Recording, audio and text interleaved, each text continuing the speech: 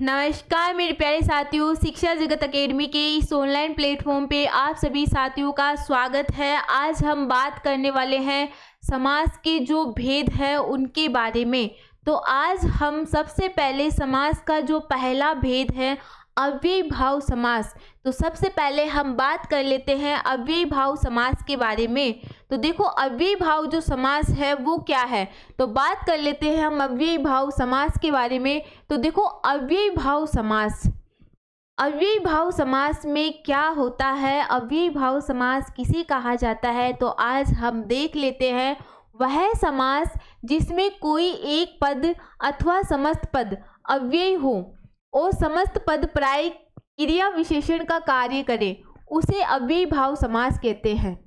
क्या करे कि वह समास जिसमें कोई एक पद अथवा जिसमें क्या हो, जिसमें कोई एक पद अथवा समस्त पद अव्यय हो, एक पद या फिर समस्त पद दोनों ही क्या हो, अव्यय हो, और समस्त पद प्राय क्या हो, क्रिया विशेषण का क्या करते हो, काम करते हो, उसे ही क्या कहा जाता है, उसे ही कहा जाता है अव्ययीभाव समास।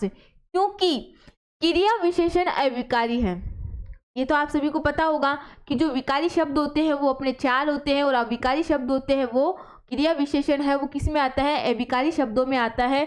क्यों आता है, क्योंकि जो आप सभी को पता होगा संज्ञा, सर्वनाम, विशेषण और क्रिया, ये क्या है, विकारी शब्द। विकारी शब्द मतलब जिनमें परिवर्तन हो सकता है, लेकिन जो क्रिया विशेषण है वो क्या है, क्रिया विशेषण अपना क्या है, यह है अपना अविकारी शब्द।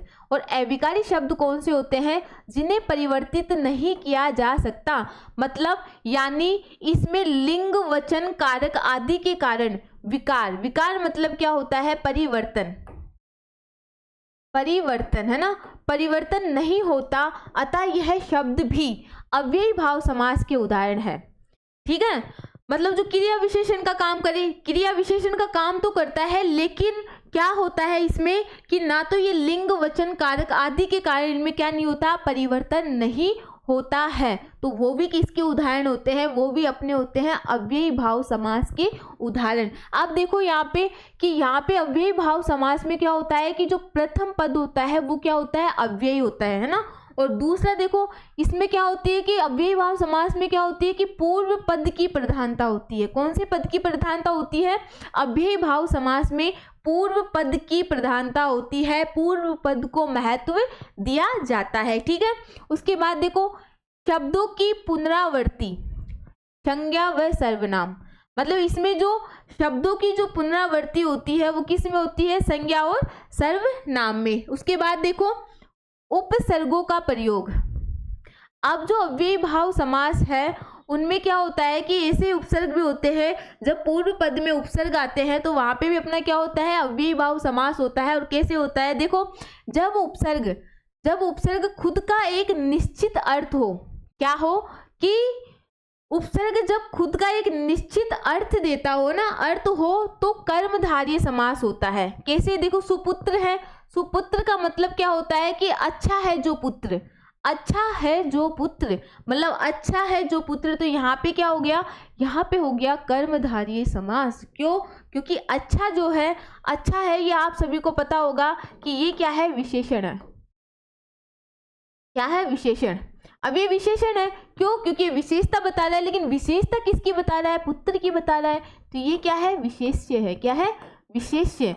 और जहां पर क्या होगा कि जहां पर जो उपसर्ग मतलब निश्चित अर्थ देता होगा वही क्या है, वो है कर्मधारय समास। तो यहाँ पे देखो पूरा निश्चित अर्थ दे रहा है तो वो अपना क्या हो जाएगा, कर्मधारय समास। उसके बाद देखो अब उदाहरण, अब ऐसे उपसर्ग है जिसमें क्या है, अव्ययीभाव समास है। और देखो वो कौन कौन से हैं, तो देखो आजन्म, क्या है, आ जन्म, तो इसमें क्या है, जन्म से, है ना। अब देखो आ जो है, आ धन जन्म, तो अब इसमें आ धन से पहले जो आ है ये क्या है, उपसर्ग, और धन के बाद क्या है, जन्म। तो आ क्या है, अपना उपसर्ग है। क्या है, उपसर्ग, और उपसर्ग है, लेकिन आ जो है ये क्या है, पूर्व पद है। आ जो है ये क्या है, अपना पूर्व पद है। कौन सा पद है, पूर्व पद। और जन्म क्या है, ये है अपना उत्तर पद। और अव्ययी भाव समास क्या कहता है कि जहां पर पूर्व पद है ना, जहां पे पूर्व पद को महत्व दिया जाए वही है अपना अव्ययी भाव समास। और अव्ययी भाव समास में धन से पहले क्या आ रहा है, अव्ययी भाव समास में धन से पहले अपना आ रहा है क्या, उपसर्ग। कौन सा, आ उपसर्ग। और इसका जो होगा, इसका क्या होगा, इसका जो सामासिक विग्रह होगा वो क्या होगा, जन्म से। अब देखो आजीवन, आजीवन, आजीवन में क्या होगा, आधन जीवन। क्या होगा, आधन जीवन, आधन जीवन। तो इसमें आ क्या हो गया, आ पूर्व पद है और आ क्या है, उपसर्ग है। धन के बाद जीवन है, ये क्या है, उत्तर पद है। अव्ययी भाव समास में क्या है कि इसमें आ जो है उपसर्ग है। और हम पहले जिसके बारे में बात कर रहे हैं, उपसर्ग के बारे में ही बात कर रहे हैं कि संसार का, देखो एक बात वो ध्यान में रखना है कि संसार का ऐसा कोई भी शब्द है ना, कोई भी शब्द जो क्या करता हो, शुरू में उपसर्ग देता हो, इस शब्द में स्टार्टिंग में उपसर्ग देता हो, वो कौन सा समास होगा, वो होगा अव्ययी भाव समास। और देखो आजीवन का मतलब है जीवन भर, तो आजीवन में कौन सा समास हो गया, अव्ययी भाव समास। देखो आमरण, मरण तक। अब इसका क्या होगा, आमरण का आ, धन मरण, आ क्या है, पूर्व पद। क्या है, पूर्व पद। और आ क्या है, आ है अपना उपसर्ग। क्या है, उपसर्ग। मरण क्या है अपना, क्या है अपना उत्तर पद। क्या है, उत्तर पद। ठीक है, कंप्लीट। यहाँ पे उपसर्ग भी आ रहा है जिसके बारे में हम बात कर रहे हैं। इसके साथ ही महत्व किसको दिया जा रहा है कि जहाँ पे पूर्व पद को महत्व दिया जाता है वही क्या है, अपना अव्ययी भाव समास है। तो यहाँ पे देखो आमरण मतलब मरण तक। उसके बाद देखो आ समुद्र, तो क्या हो गया, समुद्र पर्यंत। मतलब इसमें क्या है, आ धन समुद्र। तो आ क्या हो गया, उपसर्ग। और समुद्र क्या हो गया, अपना उत्तर पद। और आ क्या हो गया, अपना पूर्व पद। ठीक है, उसी प्रकार देखो निडर, निडर में क्या है, डर रहित है ना। इसमें क्या हो गया, नी धन डर। तो मतलब नी क्या हो गया, इसमें नी अपना हो गया उपसर्ग है ना। और पूर्व पद है अपना उपसर्ग। और जहाँ पूर्व पद की प्रधानता है वही तो है अपना अव्ययी भाव समास। उसके बाद देखो दरअसल मतलब असल में। तो यहाँ पे क्या होगा, दर धन असल। क्या होगा, दर धन असल। इसमें भी अपना क्या है, दर जो है ये उपसर्ग है और इसमें क्या है, अव्ययी भाव समास है। ठीक है, चलिए आगे। उसके बाद देखो पूर्व पद अव्यय, मतलब ऐसा कोई भी शब्द जिसमें पूर्व पद क्या हो, अव्यय हो, तो वो भी क्या है अपना, वो भी है अपना अव्ययी भाव समास। देख लेते हैं हम। देखो पहले पद के रूप में, अगर पहले पद के रूप में मतलब पहला पद, किसी शब्द में पहला पद क्या आए, अगर यथा आए, तथा, यावत, पर, शय, शही और पुनर, सर है ना, इत्यादि अव्यय हो, मतलब ऐसा कोई भी शब्द आए है ना, और उस शब्द के आने पर अगर इन शब्दों से स्टार्टिंग हो रही है तो वो भी अपना क्या है, वो भी है अपना अव्ययी भाव समास। कौन सा समास है, अव्ययी भाव समास। कैसे, देखो देख लेते हम। यथा संभव, जैसा संभव हो। अब देखो यथा संभव में क्या हुआ, यथा धन संभव। यथा क्या है अपना पूर्व पद। क्या है, पूर्व पद। संभव क्या है अपना उत्तर पद। और यथा क्या है, अव्यय। और इसमें क्या कहा गया है कि जिसका पूर्व पद क्या हो, अव्यय हो, वो भी क्या है अपना अव्ययी भाव समास। तो क्लियर है ना, चल रहे हैं। अब आगे चले। देखो यथा स्थान क्या है, यथा स्थान, जिसका सामासिक विग्रह क्या है, जैसा स्थान निर्धारित है ना, जैसा स्थान निर्धारित है। अब देखो यथा स्थान क्या है, यथा स्थान। जब हमने इसको तोड़ा तो क्या हुआ, यथा धन स्थान। क्या हुआ, यथा धन स्थान। यथा क्या है, इसमें पूर्व पद। कौन सा पद है, पूर्व पद। ठीक है, स्थान क्या है, उत्तर पद। कंप्लीट यहां तक। लेकिन यथा जो है ये क्या है, इसमें अव्यय है। क्या है, अव्यय। और बात क्या है कि जहां पे पूर्व पद अव्यय हो वो भी अपना क्या होगा, वो भी अपना होगा अव्ययी भाव समास। ठीक है, आगे चलते हैं। देखो तथागति क्या है, तथागति। अब देखो तथागति का सामासिक विग्रह क्या है, जैसी गति हो। अब देखो तथागति, तथागति तथा धन गति, तो तथा क्या है इसमें, अव्यय है, क्या है, अव्यय। देखो दे रखा है यहाँ पे तथा, है ना। और गति क्या है इसमें, गति जो है ये क्या है, उत्तर पद, और तथा क्या है, पूर्व पद। जहां जिसका पहला पद क्या होगा, अव्यय होगा, वो भी क्या होगा, अपना अव्ययी भाव समास। आगे चले, तथा प्रजा, क्या है, तथा प्रजा। अब देखो तथा इसमें भी क्या है, तथा प्रजा, तथा क्या है इसमें, तथा क्या है इसमें, तथा है अपना अव्यय, क्या है, अव्यय, ठीक है। और तथा ही क्या है, अपना पूर्व पद, और प्रजा क्या है, अपना उत्तर पद। तो तथा प्रजा मतलब इसका सामासिक विग्रह क्या है, जैसी प्रजा। और तथा, तथा क्या है, पूर्व पद, और पूर्व पद में जो तथा है वो क्या है, अव्यय है, तो अव्यय हुआ, तो वो क्या है, अपना अव्ययी भाव समास। कंप्लीट। चले आगे, अब देखो आगे,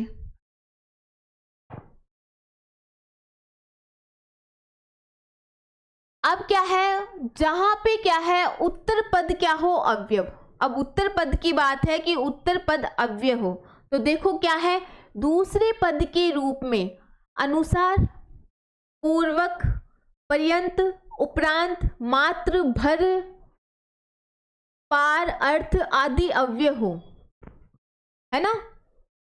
समझ में आया कुछ, कि अब पहले क्या बताया गया था, पूर्व पद, मतलब जहां पे पूर्व पद अव्यय हो तो वहां पे भी अपना अव्ययी भाव समास है।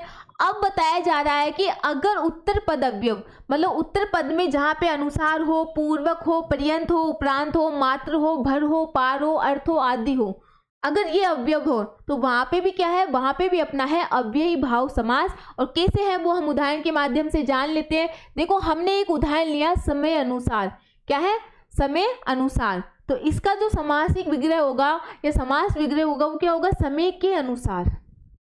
अब देखो इसमें उत्तर पद क्या आ रहा है, अनुसार, है ना। उत्तर पद क्या आ रहा है इसमें, अनुसार। तो ये जो अनुसार है बेटा ये क्या है, अव्यय है, क्या है, अव्यय, ठीक है। और अव्यय है तो कौन सा पद है अव्यय, उत्तर पद अव्यय है। और अगर उत्तर पद अव्यय है तो वो अपना कौन सा समास होगा, यहाँ पे अपना होगा अव्ययी भाव समास। उसके बाद देखो ध्यान पूर्वक, ध्यान पूर्वक, पूर्वक है यहाँ पे, उत्तर पद क्या है, अव्यय है। और ध्यान पूर्वक में जो उत्तर पद है वो पूर्वक है, ये क्या है, ये अपना क्या है, अव्यय है, क्या है, अव्यय है। और अव्यय है तो यहाँ पे कौन सा समास है, यहाँ पे है अपना अव्ययी भाव समास। और देखो ध्यान पूर्वक जो समस्त पद है इसका जो समास विग्रह होगा वो क्या है, ध्यान के साथ दिन भर, ध्यान के साथ दिन भर, पूरे दिन, ठीक है। यह था अपना उदाहरण। मतलब आप सभी को ध्यान में रखना है कि जहाँ पे पूर्व पद अव्यय हो और जहाँ पे उत्तर पद में भी ये शब्द आए और ये अव्यय हो तो वहाँ पे कौन सा समास होगा, वहाँ पे अपना समास होगा कौन सा, अव्ययी भाव समास। उसके बाद आगे चलते हैं। देखो अब समस्त पद अव्यय, क्या कि अब क्या होगा कि समस्त पद अव्यय कैसे वो जान लेते हैं। देखो पदों की आवृत्ति, संज्ञा और सर्वनाम का दोहराव, मतलब जहाँ पे संज्ञा और सर्वनाम का दोहराव हो, जहाँ पे समस्त पद हो वहाँ पे भी अपना क्या है, अव्ययी भाव समास। कैसे, देखो पल पल, पल पल मतलब जहाँ पे शब्दों का दोहराव हो वो भी वहाँ पे भी अपना क्या होगा, अव्ययी भाव समास। तो ये सभी विद्यार्थियों को ध्यान में रखना है कि जहाँ पे पदों का दोहराव हो रहा है तो वहाँ पे भी अपना होगा कौन सा समास, अव्ययी भाव समास। देखो पल पल मतलब हर पल, घर घर मतलब हर घर, में मतलब में ही में भी क्या हो रहा है, ये क्या है, में ही में, ये है सर्वनाम, मतलब इसमें भी क्या हो रहा है, पदों का दोहराव हो रहा है। और बेटा बात यही हुई है कि जहाँ पे पदों का दोहराव होगा वह भी अपना क्या होगा, अव्ययी भाव समास होगा, ठीक है। उसके बाद देखो माला माल, है ना, माल ही माल, क्या है, माला माल मतलब माल ही माल। तो यहाँ पे भी क्या हो रहा है, यहाँ पे भी पदों का दोहराव हो रहा है। उसके बाद देखो गांव गांव, क्या है, गांव गांव, तो यहाँ पे भी क्या हो रहा है, पदों का दोहराव हो रहा है, गांव ही गांव। तो यहाँ पे भी क्या है अपना अव्ययी भाव समास, क्यों, क्योंकि पदों का दोहराव हो रहा है। उसके बाद देखो हाथों हाथ, मतलब हाथ ही हाथ, यहाँ पे भी क्या हो रहा है, यहाँ पे भी पदों का दोहराव हो रहा है। यहाँ आगे देखो नगर नगर, तो ये भी क्या है, पदों का दोहराव, मतलब प्रत्येक नगर, तो यहाँ पे भी क्या है अपना, यहाँ पर भी है अपना अव्ययी भाव समास। ठीक है, अब देखो सारांश जान लेते हैं थोड़ा बहुत, है ना, कि याद करने का तरीका, है ना, कि हम इसे आसान तरीके से कैसे याद कर सकते हैं। तो देखो इधर, अब देखो उपसर्ग युक्त पद, एक तो क्या है कि आप सभी को इतना ध्यान रखना है कि अगर किसी शब्द का पूर्व पद उपसर्ग से सहित है, मतलब उस पूर्व पद में उपसर्ग है, तो बेटा बेझिझक होकर सोच लेना, समझ लेना, बुद्धि को विकसित कर लेना, वहाँ पे अपना कौन सा समास होगा, वहाँ पर अपना होगा अव्ययी भाव समास। देखो विशेषण का कार्य करने वाले उपसर्ग को छोड़कर, मतलब विशेषण का कार्य करने वाले उपसर्ग को छोड़कर, है ना, जितने भी उपसर्ग आएंगे वो कौन से हैं, अव्ययी भाव समास। अव्यय उपसर्ग युक्त पद, है ना, अब जो उपसर्ग युक्त पद जो है विशेषण का कार्य करने वाले उपसर्ग को छोड़कर जो भी होगा वो कौन सा होगा, अव्ययी भाव समास। उसके बाद देखो पदों की आवृत्ति, यथा तथा प्रति यावत अनुसार पूर्वक पर्यंत मात्र भर और पार, ये जो शब्द है वो आ रहे हैं तो क्या है, अव्ययी भाव समास। कंप्लीट यहाँ तक। चलिए आगे देखो, कुछ महत्वपूर्ण है वो भी जान लो। जिन शब्दों का बहुवचन बनाया जा सकता है वे अव्यय समास के उदाहरण नहीं होते हैं। मतलब ऐसा कोई भी शब्द जिसका क्या किया जा सकता है, जिसका बहुवचन बनाया जा सकता है, और जिस भी शब्द का बहुवचन बन सकता है वो किस में नहीं आएगा, वो अव्ययी भाव समास में नहीं आएगा। कैसे, एक उदाहरण के माध्यम से हम जान लेते हैं। जैसे कि प्रतिक्रिया, अब ये प्रतिक्रिया शब्द है और अगर इसका क्या हो रहा है, इस प्रतिक्रिया शब्द का अगर क्या बन रहा है, बहुवचन, तो वो किस में नहीं आएगा, वो नहीं आएगा अपने किस में, अव्ययी भाव समास में। तो यहाँ पे देखो प्रतिक्रिया, और जो बन गया शब्द वो क्या है, प्रतिक्रियाएं। तो अब ये क्या बन गया, ये क्या बना, बहुवचन। क्या बना अपना, ये बहुवचन। और अगर ये बहुवचन बन गया तो फिर ये किस में नहीं आएगा, ये अव्ययी भाव समास में नहीं आएगा। किसमें नहीं आएगा, अव्ययी भाव समास में नहीं आएगा। ये बात आप सभी को ध्यान में रखनी है। चलिए आगे,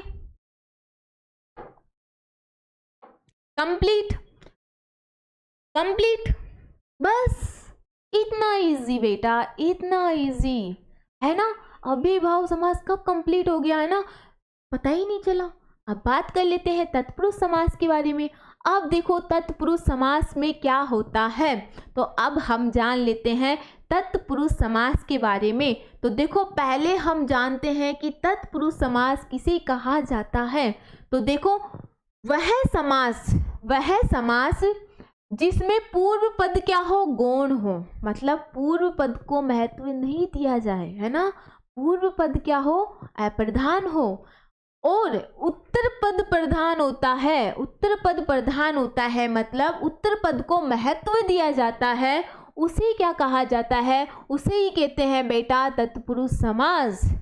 इजी आसान भाषा में जान लो कि जहाँ पे पूर्व पद को महत्व ना देकर उत्तर पद को महत्व दिया जाता है वही है अपना तत्पुरुष समास, है ना। मतलब पहला पद जो होता है वो गौण होता है और दूसरे पद को इसमें क्या किया जाता है, महत्व दिया जाता है, और जहाँ पे दूसरे पद को महत्व दिया जाता है वही है अपना तत्पुरुष समास। ठीक है, चलिए आगे। अब देखो द्वितीय उत्तर पद और प्रधान समास। ठीक है, देखो बेटा कंफ्यूजन चलता है इसलिए सारा बताया जा रहा है। जहाँ पे द्वितीय, अब ये कंफ्यूज मत होना ना, द्वितीय उत्तर पद है ना, और द्वितीय क्या है, दूसरा पद है, ठीक है। मतलब जहाँ पे दूसरा द्वितीय उत्तर पद प्रधान होता है, जहाँ पे द्वितीय दूसरा और उत्तर पद प्रधान होता है वही है बेटा अपना कौन सा, वही है अपना तत्पुरुष समास। ठीक है, चलिए आगे। अब देखो कारक विभक्ति का लोप। अब देखो कारक चिन्ह जो महत्वपूर्ण होते हैं वो कितने होते हैं, 7। लेकिन तत्पुरुष समास में क्या होता है, तत्पुरुष समास में क्या 6 कारक ऐसे होते हैं, कितने कारक होते हैं बेटा, 6 कारक होते हैं, जिनका यहाँ पे क्या होती है, जहाँ पे संबोधन है ना, संबोधन व कर्ता को छोड़कर शेष कारक चयन का प्रयोग किया जाता है। मतलब तत्पुरुष समास एक ऐसा समास है जहाँ पे केवल संबंध है ना, जहाँ पे केवल संबंध और व कर्ता कारक को छोड़कर जो 6 कारक चयन है उनका प्रयोग किया जाता है। और वो 6 कारक कौन कौन से हैं वो हम देख लेते हैं। देखो कर्म को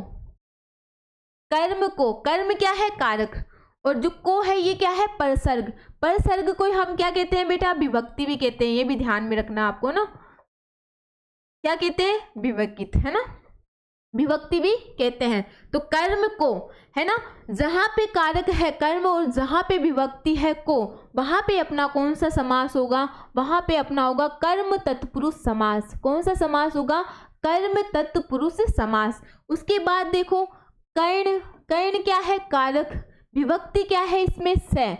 अब जहाँ पे से आएगा है ना और के द्वारा आएगा, वहाँ पे अपना कौन सा समास होगा बेटा, वहाँ पे अपना होगा कर्ण तत्पुरुष समास। कौन सा समास होगा, कर्ण तत्पुरुष समास। उसके बाद देखो संप्रदान, क्या है, संप्रदान, जहाँ पे के लिए ये विभक्ति आएगी, वहाँ पे अपना कौन सा समास होगा, वहाँ पे अपना होगा संप्रदान तत्पुरुष समास।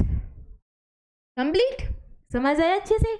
आगे चलिए, देखो अपादान, जहाँ पे से अलग, जहाँ पे से अलग की बात हो वहाँ पे अपना होगा अपादान तत्पुरुष समास। मतलब बेटा सिर्फ तत्पुरुष समास जुड़ रहा है आगे, है ना, बात तो कारक की हो रही है। कर्म कारक था, कर्म तत्पुरुष समास, कर्ण कारक था, कर्ण तत्पुरुष समास, संप्रदान था, संप्रदान तत्पुरुष समास, है ना। कारक याद कर लो छो, इधर वाले अपने आप ऑटोमेटिक याद, है ना। देखो अपादान, अपादान तत्पुरुष समास। अब नीचे देखो अधिकरण, जहाँ पे में पर विभक्ति आएगी वहाँ पे होगा अधिकरण तत्पुरुष समास। वही बात कि इधर अधिकरण था, वही अधिकरण तत्पुरुष समास लगाया गया है, बाकी भेद वही है, ठीक है। अब इधर देखो संबंध, जहाँ पे का, की, के ये विभक्ति आएगी वहाँ पे अपना होगा संबंध तत्पुरुष समास। इतना इजी बेटा, इतना इजी, हाँ इतना इजी, देखो कितना इजी है, कितना इजी बना के हम पढ़ रहे हैं ना।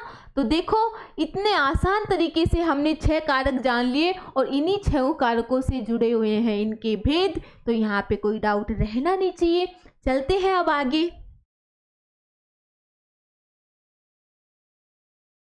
अब देखो जो 6 कारक थे, अब उन्हें हम एक एक करके आराम से उदाहरण के माध्यम से समझ लेते हैं, ताकि ऐसा कोई भी डाउट ना हो जो मेरे विद्यार्थियों के दिमाग में घुसा हो। क्योंकि दिव्या मैम तुम्हारे लिए छोटा सा क्या, इतना सा क्या, 1% क्या, 0% भी डाउट नहीं छोड़ेगी। अब देखो सबसे पहले हम जान लेते हैं कर्म तत्पुरुष समास।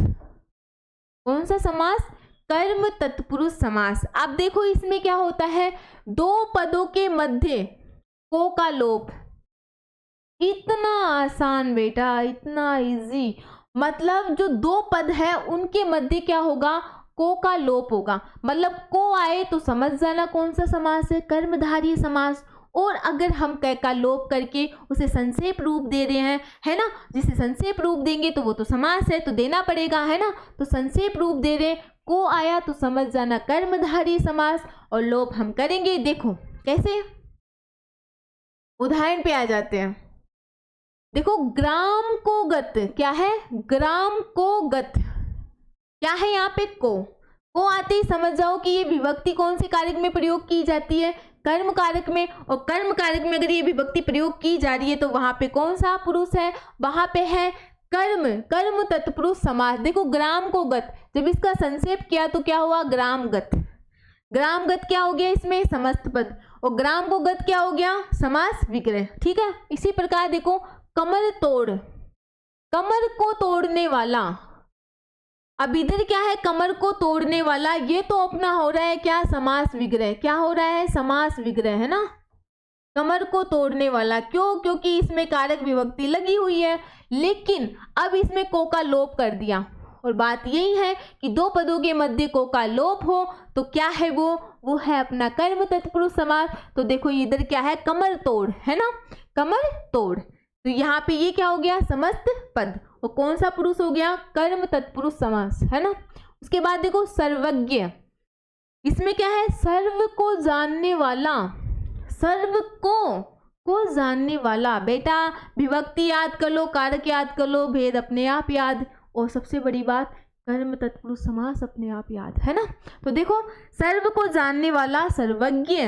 उसके बाद देखो सर्व स्वर्ग प्राप्त, क्या है, स्वर्ग प्राप्त। तो स्वर्ग को प्राप्त, तो को आ गया, को विभक्ति का लोप किया तो जो शब्द बना वो क्या बना, स्वर्ग प्राप्त, है ना। उसके बाद देखो कृष्ण को अर्पण, किसको अर्पण, कृष्ण को अर्पण।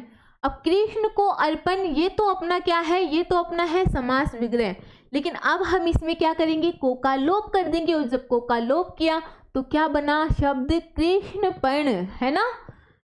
तो ये क्या हो गया अपना समस्त पद, मतलब संक्षेप रूप जिसे दिया जा रहा है बेटा वही है अपना समास। लेकिन इसमें ये कौन सा समास है, इसमें है ये अपना कर्म तत्पुरुष समास। अब देखो आत्मा को विस्तृत करने वाला, इसको विस्तृत करने वाला, आत्मा को विस्तृत करने वाला। अब आत्मा को विस्तृत करने वाला को यहाँ पे आ रहा है तो हमें पता चल रहा है कि कौन से पुरुष की बात की जा रही है, कर्म तत्पुरुष की बात की जा रही है। और जब आत्मा में आत्मा को विस्तृत करने वाला, मतलब यहाँ पे को का और हमने अन्य पदों का जब लोप किया तो जो शब्द बनेगा वो क्या बनेगा, आत्मविस्तृत। क्या बनेगा, आत्मविस्तृत। ठीक है। दूसरे भेद की बात करते हैं, कर्ण तत्पुरुष समास।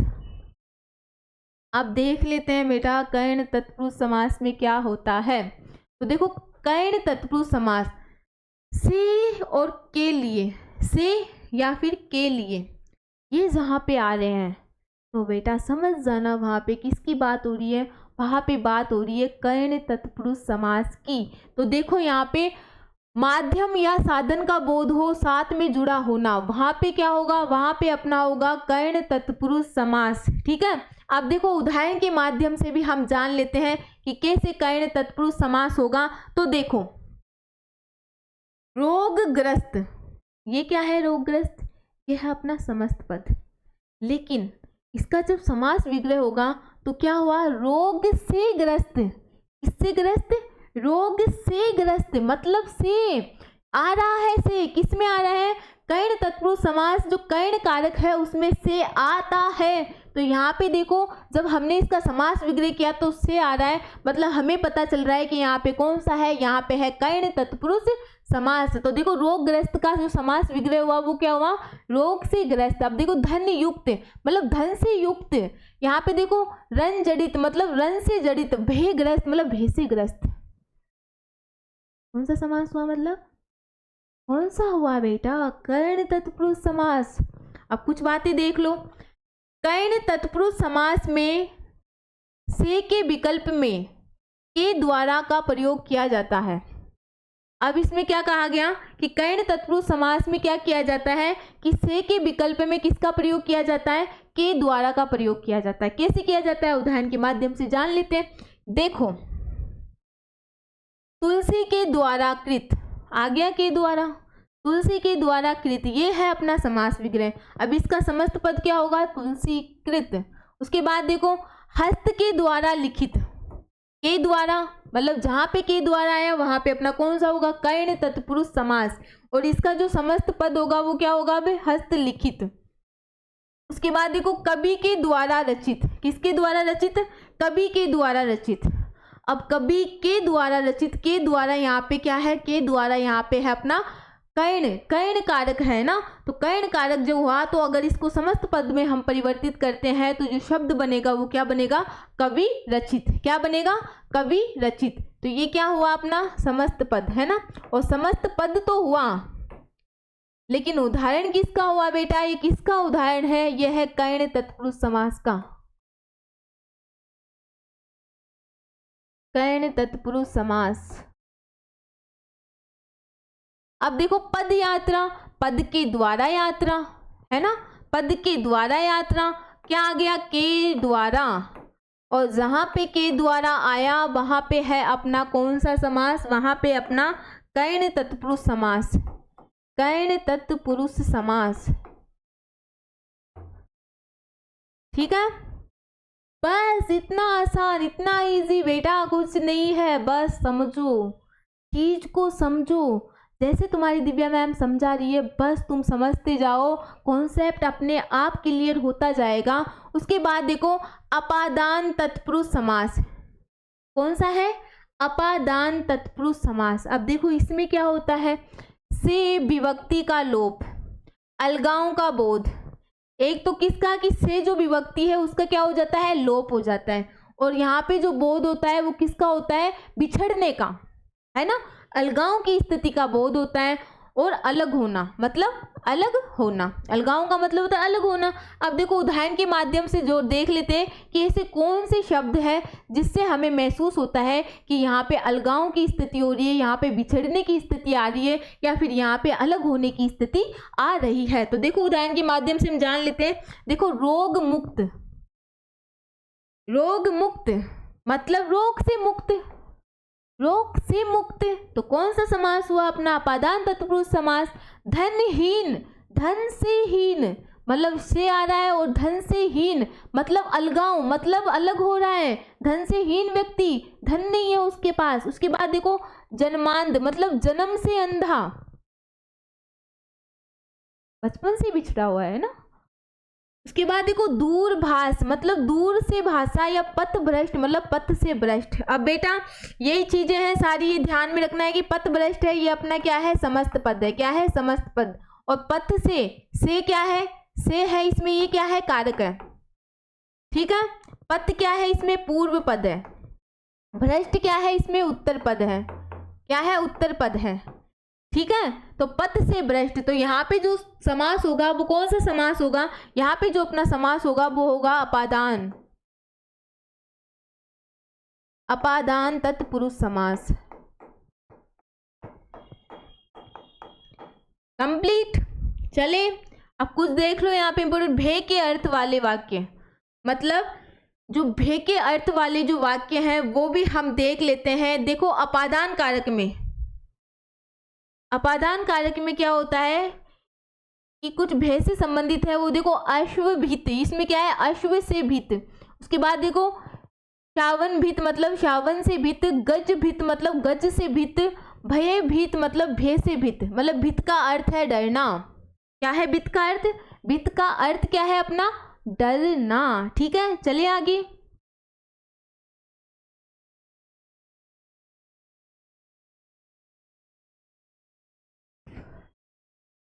अब देखो बेटा, अब हम आगे हैं संप्रदान तत्पुरुष समास। कहाँ पहुंचे हम, संप्रदान तत्पुरुष समास। तो देख लेते हैं संप्रदान तत्पुरुष समास में क्या होता है। के लिए मतलब जहाँ पर के लिए का प्रयोग हो रहा है तो वहाँ पे समझ जाना कि वहाँ पे अपना कौन सा समास है, वहाँ पे है अपना संप्रदान तत्पुरुष समास। और देखो प्राय स्थान विशेष या उद्देश्य आदि का बोध कराए, मतलब ऐसे शब्द जो स्थान विशेष और उद्देश्य का भी बोध करवाए और उनमें के लिए भी आए, तो वो है अपना कौन सा, संप्रदान तत्पुरुष समास। और कैसे है वो उदाहरण के माध्यम से हम जान लेते हैं। तो देखो रणभूमि, क्या है, रणभूमि मतलब रण के लिए भूमि। अब के लिए क्या है, कारक, रण क्या है, पूर्व पद, भूमि क्या है, उत्तर पद, ठीक है।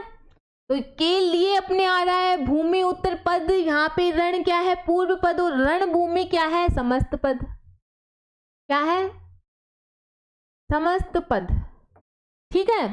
तो यहाँ पे के लिए आ रहा है। और देखो सबसे बड़ी बात, स्थान विशेष या किसी उद्देश्य के लिए आए तो रणभूमि ऑलरेडी सभी को पता है, तो ये क्या है अपना, ये किस में आ जाएगा, संप्रदान तत्पुरुष समास में। उसके बाद देखो विद्यालय मतलब विद्या के लिए आल्य, तो देखो के लिए क्या है, कारक, विद्या क्या है, पूर्व पद, आल्य क्या है अपना, उत्तर पद, क्या है, उत्तर पद, और विद्यालय क्या है अपना, समस्त पद। अब ये कारक तो है बेटा, लेकिन ये कौन सा है? संप्रदान का कारक है ना। तो यहाँ पे कौन सा हो गया? यहाँ पे हो गया संप्रदान तत्पुरुष समास। उसके बाद देखो गौशाला, गो के लिए शाला, यहाँ पे क्या है? गो क्या है? पूर्व पद, शाला क्या है? उत्तर पद, और के लिए क्या है? संप्रदान कारक। कौन सा कारक है? संप्रदान कारक। और गौशाला क्या हो गया अपना? ये अपना हो गया समस्त पद। ठीक है, तो कंप्लीट। यहाँ पे क्या है? के लिए आ रहा है, मतलब ये किसका है? ये है संप्रदान तत्पुरुष समास का। यहाँ पे देखो गौशाला है, ये अपना समस्त पद है। गो के लिए शाला, मतलब ये समास विग्रह है। और इसमें क्या है? के लिए आ रहा है, मतलब यहाँ पे क्या है? संप्रदान तत्पुरुष समास। उसके बाद देखो गुरु दक्षिणा, तो गुरु के लिए दक्षिणा। अब गुरु क्या हो गया अपना? पूर्व पद, दक्षिणा क्या है? उत्तर पद, के लिए क्या है? संप्रदान, संप्रदान है ना कारक। तो यहाँ पे कौन सा हो गया? गुरु दक्षिणा है, ये क्या हो गया? अपना समस्त पद। तो क्या हुआ? गुरु के लिए दक्षिणा, मतलब कौन सा समास है यहाँ पे? संप्रदान तत्पुरुष समास। और गुरु दक्षिणा, इसलिए कौन सा हुआ? समस्त पद हुआ। संक्षेप रूप दे रहा है कि गुरु के लिए दक्षिणा। तो यहाँ पे क्या है? यही है बेटा समास, कि जो विस्तृत को सिर्फ एक शब्द में उसका पूरा अर्थ दे दे, वही है समास बेटा, है ना। अब देखो संबंध तत्पुरुष समास। अब इसमें क्या है? का, के, की, मतलब जहाँ पे का, के, की दिखे तो बेटा समझ लेना संबंध कारक है। जहाँ संबंध कारक है वहीं संबंध तत्पुरुष समास है। तो देखो कोई एक पद अथवा समस्त पद संबंधी पदवी का बोध कराए, है ना। देखते हैं कैसे। उदाहरण देखो, मातृभूमि क्या है? मातृभूमि मतलब मातृ की भूमि, मतलब संबंध का बोध करवा रही है। माता की भूमि, तो की जो है यहाँ पे कौन सा है? यहाँ पे जो कारक है वो कौन सा है? संबंध कारक। और संबंध कारक है तो यहाँ पे क्या हुआ? यहाँ पे हुआ अपना संबंध तत्पुरुष समास, है ना। मातृभूमि क्या है? अपना समस्त पद। मातृ क्या है? पूर्व पद। भूमि क्या है? उत्तर पद। की क्या है? की क्या है? संबंध कारक। और संबंध कारक जब यहाँ पे आ रहा है तो यहाँ पे क्या होगा? संबंध तत्पुरुष समास। देखो राष्ट्रपति, राष्ट्र का पिता, है ना। अब राष्ट्रपति क्या है? अपना समस्त पद। राष्ट्र क्या है? पूर्व पद। का क्या है? संबंध कारक। पति क्या है? उत्तर पद। तो जहां पे का जहां संबंध का बोध हुआ वो क्या है? संबंध तत्पुरुष समास। ठीक है, देखो आगे ऐसे ही आगे है गोदान, गो का दान, शब्दकोश, शब्द का कोश, अश्वमेघ मतलब अश्व का मेघ। अश्व क्या है? इसमें अश्व है अपना पूर्व पद। क्या है? पूर्व पद। मेघ क्या है? उत्तर पद। क्या है? उत्तर पद। और इसके साथ का जो है ये क्या है? संबंध कारक। क्या है? संबंध कारक। और जहां पे संबंध कारक का मार्क आया तो बेटा सभी को पता है कि क्या होगा? संबंध तत्पुरुष समास। क्या होगा? संबंध तत्पुरुष समास। संबंध तत्पुरुष समास। ठीक है, कंफ्यूजन कहीं नहीं रहना चाहिए। तुम्हारी मैम कहीं तुम्हारे लिए कंफ्यूजन नहीं छोड़ेगी। अश्व में क्या हो गया? समस्त पद। अब देखो बेटा समस्त पद, समास विग्रह, पूर्व पद, उत्तर पद, है ना। इन चीज़ों में बिल्कुल भी कंफ्यूजन नहीं रहना चाहिए, क्योंकि मैंने तुम्हें बहुत अच्छे से पढ़ाया है। जितने अच्छे से मैं तुम्हें, जितने बच्चों की तरह मैं तुम्हें समझा सकती थी उतना मैंने तुम्हें समझाया है। और अगर अब भी तुम्हें समझ में नहीं आ रहा तो इसका मतलब है कि तुम्हारा फोकस क्लास में नहीं है। ठीक है, उसके बाद देखो अधिकरण तत्पुरुष समास में क्या होता है? जहाँ पे में पर मध्य विभक्ति का लोप हो। क्या हो? जहाँ पे में पर और मध्य विभक्ति का क्या हो? लोप हो। ठीक है ना। जहाँ पे में पर और मध्य विभक्ति का लोप हो वो है अपना अधिकरण तत्पुरुष समास। कैसे? देखो जलमग्न मतलब जल में मग्न। अब देखो यहाँ पे में क्या है? जब हमने इसका समास विग्रह किया, ये क्या है अभी, समास विग्रह, क्या है, समास विग्रह। तो जब इसका हमने जलमग्न का समास विग्रह किया तो इसमें क्या है, जल में मग्न, मतलब यहाँ पे अभी कारक है, लेकिन जब हमने इसको समस्त पद में बदला तो ये क्या हुआ, जलमग्न, मतलब यहाँ पे में का क्या हो गया, लोप हो गया। जहाँ पे लोप हो गया वो क्या है, अधिकरण तत्पुरुष समास, है ना।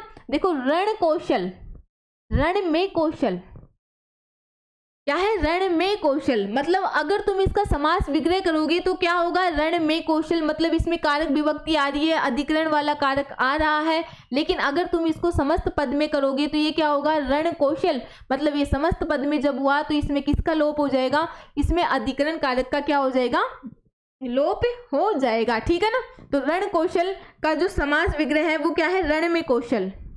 अब देखो सर्वोपरि, क्या है, सर्वोपरि, तो सर्व में ऊपरी, सबसे ऊपर, है ना, सब में ऊपर। तो देखो सर्वोपरि क्या है अपना, यह है अपना समस्त पद। और देखो में पर मध्य विभक्ति का लोप, जहां पे लोप हो रहा है वो अपना क्या है, अधिकरण तत्पुरुष समास। अब देखो यहाँ पे क्या है, सर्व में क्या है, अधिकरण कारक, सर्व क्या है, पूर्व पद है, ऊपरी क्या है, उत्तर पद है, और अगर सर्व में ऊपरी ले तो ये क्या है, समास विग्रह है, ठीक है। और सर्वोपरि ये क्या है, अपना समस्त पद है। तो इसमें कौन से समास का प्रयोग किया गया है बेटा, इसमें अपने प्रयोग किया गया है अधिकरण तत्पुरुष समास का। उसके बाद देखो गंगा स्नान, गंगा में स्नान। अब देखो गंगा स्नान क्या है, ये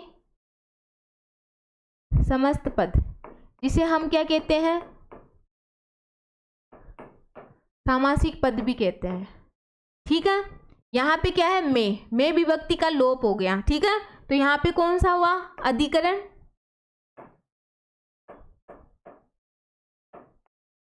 अधिकरण तत्पुरुष समास। और गंगा में स्नान, ये क्या है, गंगा में स्नान, ये हो गया अपना क्या, समास विग्रह। बेटा देखो खोल खोल के चीजों को तोड़ तोड़ के जितना कर सकती हूँ सारा बता रही हूँ, समास विग्रह है ये अपना, है ना। क्या है ये, समास विग्रह, क्यों, क्योंकि इसमें कारक विभक्ति क्या है, जुड़ी हुई है।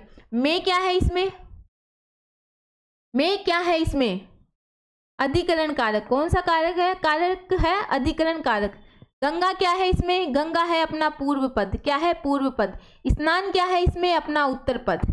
यह है बेटा पूरा झोल, ये समझ लिया तो तुम कहीं भी चोट नहीं खा सकते, तुम सभी क्वेश्चंस को अच्छे से कर सकते हो, बस अगर तुमने इन चीज़ों को मैंने जो समझाया वैसे समझ लिया तो, ठीक है। तो गंगा में स्नान, तो यहाँ पे कौन सा हो जाएगा अपना, अधिकरण तत्पुरुष समास। अब देखो ध्यान मग्न, ध्यान में मग्न, है ना, ध्यान क्या है, पूर्व पद, में क्या है, अधिकरण कारक, मग्न क्या है, उत्तर पद।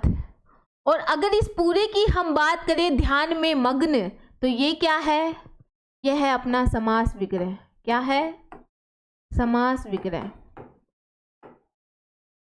और यहाँ पे है ध्यान मग्न, तो ये क्या है अपना बेटा, आप सभी को पता है कि ये क्या है अपना, समस्त पद है, क्या है, समस्त पद। बस यही है, यही छिपा हुआ है।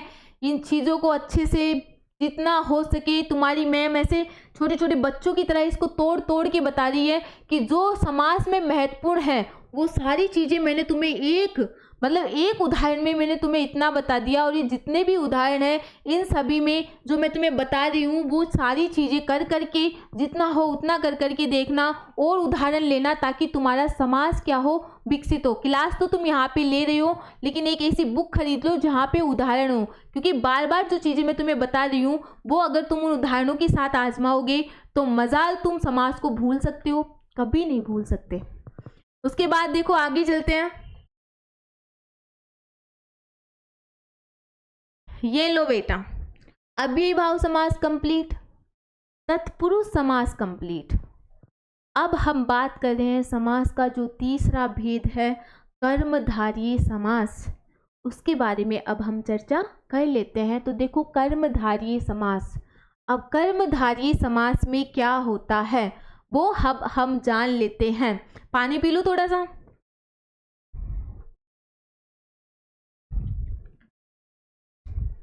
गला तो दुख ही जाता है ना मैम का ना।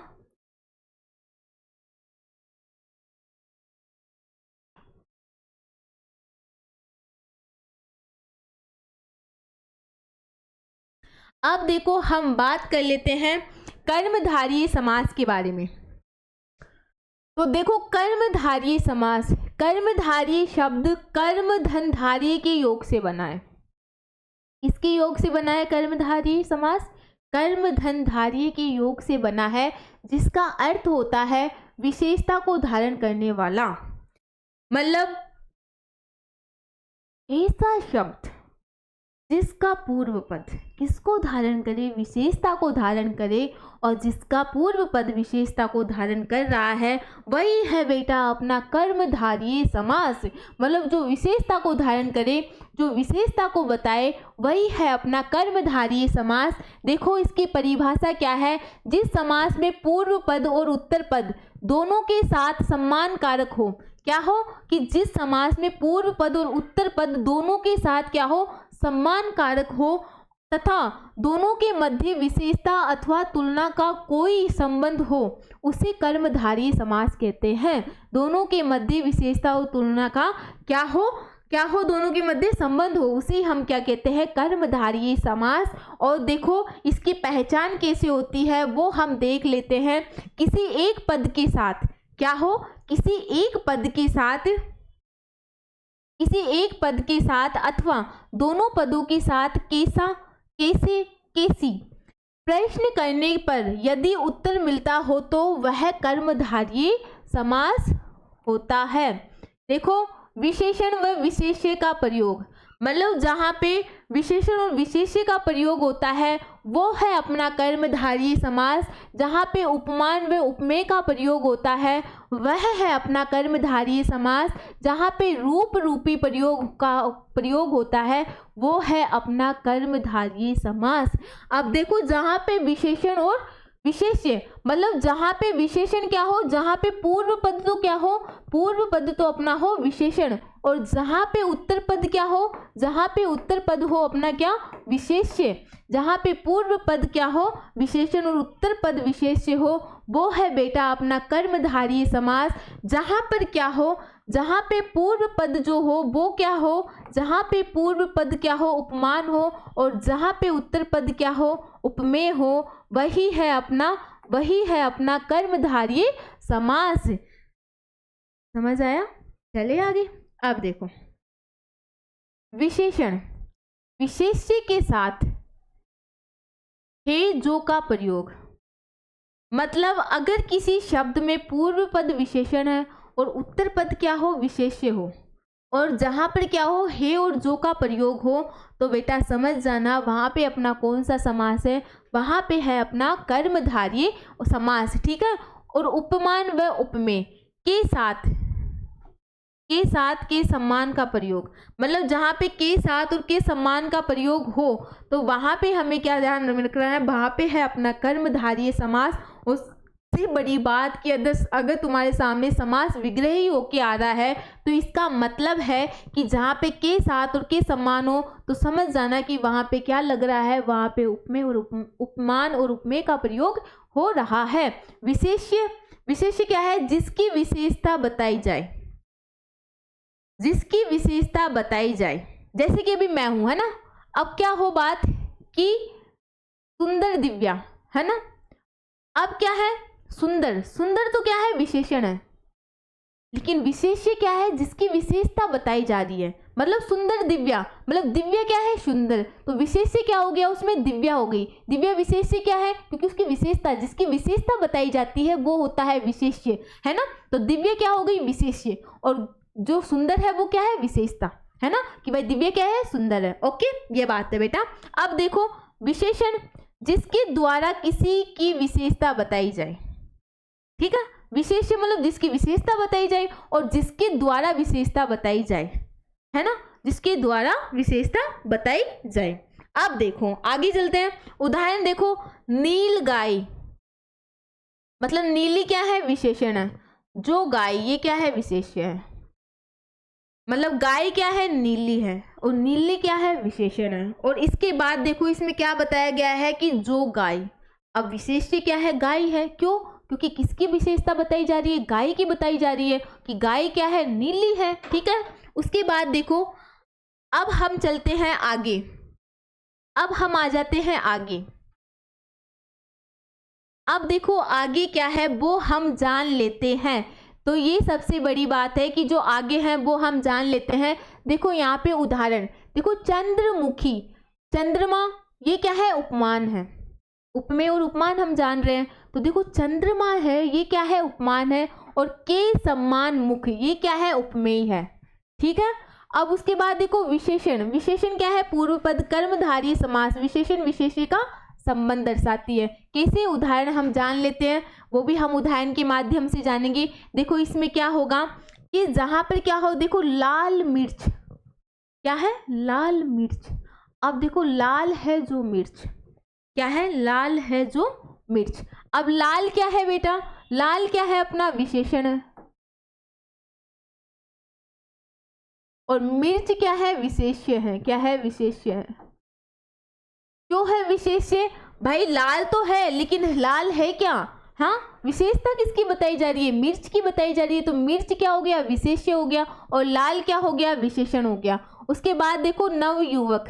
अब जो नव युवक है इसमें क्या है, नव है जो युवक, क्या है, नव है जो युवक। उसके बाद देखो परमाणु, परम है जो अणु। ठीक है, मध्यकाल, मध्य है जो काल। ठीक है, अब देखो उसके बाद में बी जो है, विशेषण उत्तर पद कर्मधारय समास, मतलब विशेष्य विशेषण का संबंध। अब हम जानेंगे विशेष्य और विशेषण का संबंध। विशेष्य और विशेषण का संबंध। ठीक है, उदाहरण देखो, अब क्या है, श्याम सुंदर।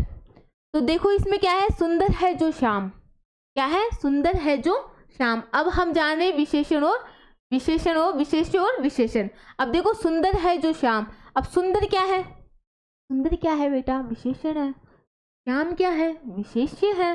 ठीक है, अब देखो राम दीन, यहाँ पे क्या है, दीन है जो राम। अब राम क्या है, राम क्या है, विशेष्य है। क्या है, विशेष्य है। क्यों है, क्योंकि विशेषता किसकी बताई जा रही है, राम की। और जो दीन है, दीन क्या है, अपना विशेषण है। दीन क्या है, विशेषण।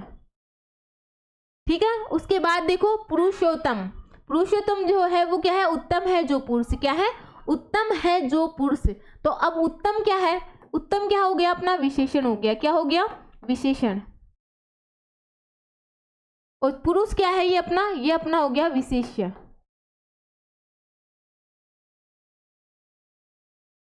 अब देखो नरोत्तम, उत्तम है जो नर। ठीक है, ये है बेटा झोल। अब क्या झोल है, सब आसान है, मैम ने आसान कर दिया है ना।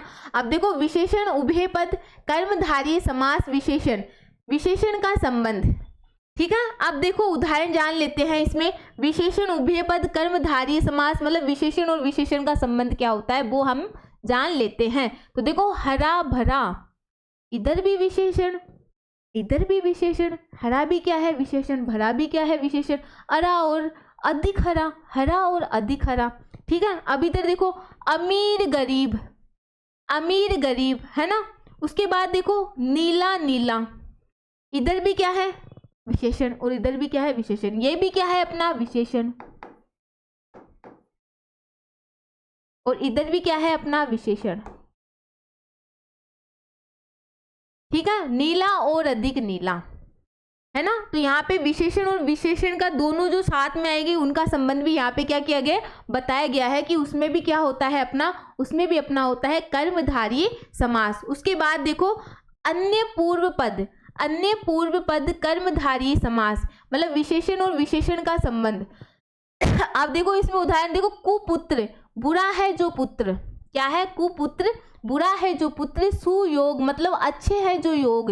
उसके बाद देखो सद्भाव, सत है जो भाव। दुरात्मा, बुरी है जो आत्मा। ठीक है, और देखो उपमा, उपमावाचक कर्मधारय समास। अब देखो बात की जा रही है उपमावाचक कर्मधारय समास, जिसमें क्या हो, जहाँ पे कैसा, कैसे, कैसी, प्रश्न का उत्तर, जैसा, जैसे, जैसी, ये यहाँ पे आए, वहां पे क्या है, वहां पे है अपना उपमावाचक कर्मधारय समास। आगे देख लेते हैं।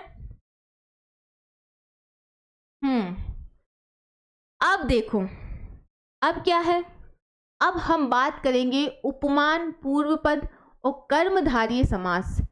उपमान और उपमेय का संबंध, क्या जानेंगे हम? उपमान और उपमेय का संबंध। तो देखो क्या है इसमें, उदाहरण के माध्यम से जान लेते हैं। उपमान से उपमेय की तुलना की जाती है। किसकी तुलना की जाती है? कि उपमान से किसकी तुलना की जाती है? उपमेय की तुलना की जाती है। विग्रह, विग्रह में के सम्मान, किसके सम्मान? के सम्मान। मतलब जहाँ पर के सम्मान लगेगा वहाँ पे उपमेय और उपमान की बात की जाएगी। अब देखो कमल नयन, क्या है? कमल नयन। तो इस पे क्या है? कमल के सम्मान नयन। इसके सम्मान? कमल के नयन, कमल के सम्मान नयन। तो यहाँ पे क्या है कि उपमान और उपमेय की बात की जा रही है। उसके बाद देखो चंद्रमुख, मतलब चंद्र के सम्मान मुख। किसके सम्मान मुख? चंद्र के सम्मान मुख। उसके बाद देखो लोह पुरुष, मतलब लोहे के सम्मान पुरुष। पाषाण हृदय, मतलब पाषाण के सम्मान हृदय। उसके बाद देखो पल्लव पाणी, मतलब पल्लव के सम्मान पाणी। ठीक है। अब देखो उपमान उत्तरपद कर्मधारय समास, मतलब रूपक कर्मधारय उपमेय उपमान का संबंध। उपमेय उपमान का क्या जानेंगे? संबंध। अब देखो यहाँ पे उदाहरण, विग्रह में रूपी, क्या करना है हमें? जो विग्रह है उसमें क्या है? रूपी। अब वो देखेंगे, जैसे कि गुरुदेव, क्या है? गुरुदेव। तो यहाँ पे क्या है? गुरु रूपी देव। मतलब जहाँ पे क्या आ रहा है? रूप। मतलब बात की गई थी ना कि जहाँ पे रूप का प्रयोग किया जाए वहाँ पे भी अपना क्या है? कर्मधारय समास है। ठीक है। तो देखो गुरु रूपी देव, मुख चंद्र, तो मुख रूपी चंद्र। यहाँ पे कर कमल, यहाँ पे क्या है? कर रूपी कमल, है ना। या फिर हम कह सकते हैं कि हाथ रूपी कमल। राजश्री, मतलब राजा रूपी ऋषि, क्या है? राजा रूपी ऋषि। मतलब इस सब में क्या है? रूपी आ रहा है। क्या लग रहा है? तो यहाँ पे भी क्या है अपना? कर्मधारय समास। कौन सा समास है? कर्मधारय समास। तो देखो मेरे प्यारे साथियों, आज हमने इस क्लास में जो समास के 3 भेद थे, अव्ययीभाव समास, तत्पुरुष समास और कर्मधारय समास, ये कंप्लीट कर लिए हैं। अब बचे समास के 3 भेद और, जिसके बारे में हम बात करेंगे अगले सेशन में। अभी अपना सेशन यही समाप्त होता है। धन्यवाद।